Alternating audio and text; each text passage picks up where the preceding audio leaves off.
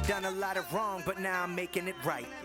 Hey everyone, welcome back to the channel. I hope you all are doing great. Today we got ourselves the iPhone 15 Pro. We're gonna do a little bit of an unboxing and first impressions. I will have a full review coming up later on, but for now, let's see the impressions.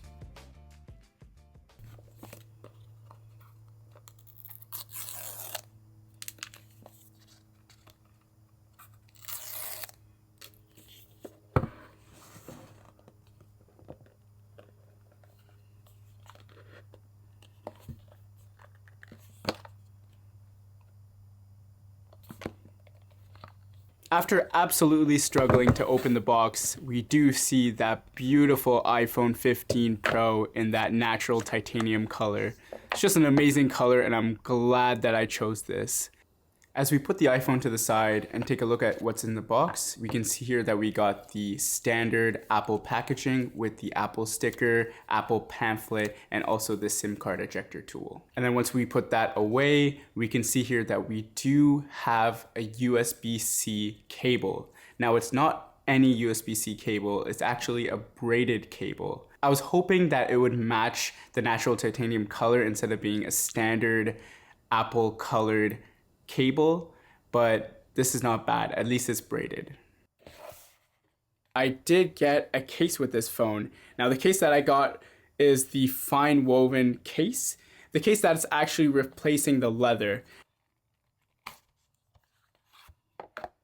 Now the case that I got here is the FineWoven case in this toupe color. I got this color because it matches that natural titanium. It is a little bit darker than the color. The natural titanium is more like a slate color, but I had to get it. I had to try it out and see how it is. Now, I honestly prefer silicone over this, and I've been using silicone for the longest time, but I thought, hey, it's a new case, let me try it out.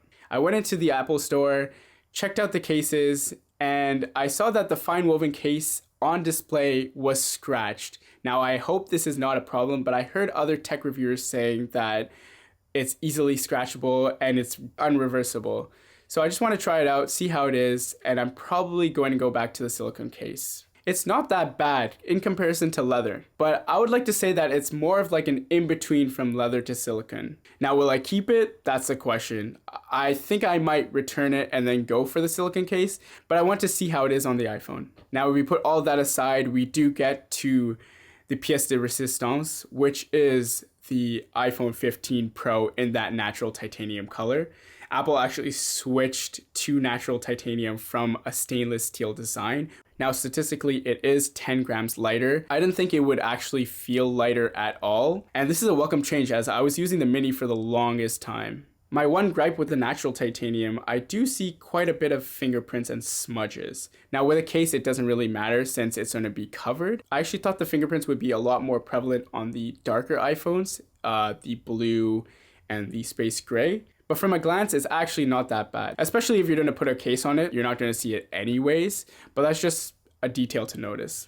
If we look towards the back of the phone, we can see that matte glass finish. It's actually funny because it doesn't really look like how it was on the Apple website. Now, it's less of a natural titanium that I was expecting. It's more flat and metallic. It looks more grayish than it does a yellower hue, but it's pretty clean and minimalistic, so I can't complain. It's quite nice. One thing that's also changed from the 14 Pro is the rounded edges.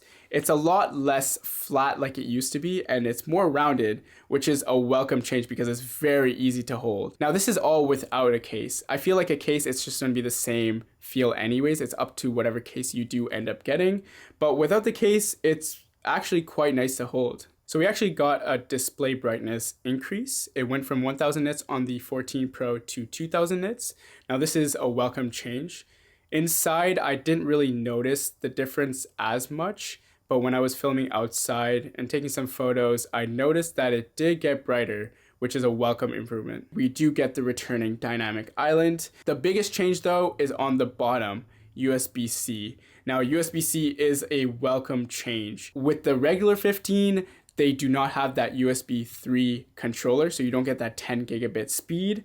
But with the 15 Pro and the A17 Pro chip, they did launch it with a USB-C controller, or USB 3 controller, sorry, which is faster transfer speeds if you do a lot of videography with your iPhone. Now, I don't do all my main videography with my iPhone, but transferring it from my iPhone to my Mac will be even better. If we do go back to the side rails, we do see that the mute switch is now discontinued. I'll be completely honest, I don't really use the mute switch at all on the iPhones. I always set it to mute. So having this action button is quite nice. And they got this cool menu here that's kind of extra and it doesn't really match with the settings of the iPhone itself.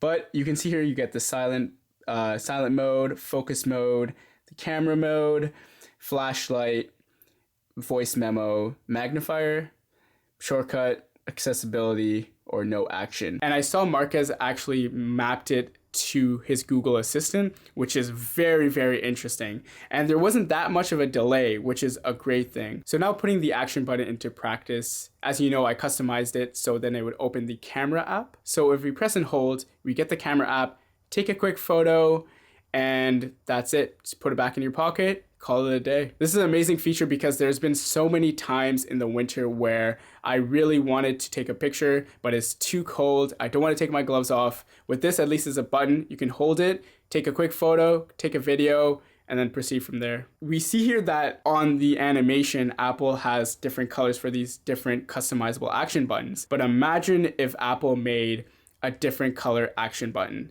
So like, say for example, like the Apple Watch Ultra, where the action button on there is orange. Now I know Android has had this for a long time, not even with an action button, but just a power button customization. I'm happy that Apple switched from the mute switch to an action button, something that's customizable. Now onto the cameras. The photo quality on the iPhone and the video quality on the iPhone 15 Pro is amazing. Like, this has been top notch since the Pro phones have came out. We do get that 48 megapixel coming back again from the 14 Pro, but the main feature that's interesting this year is that portrait mode.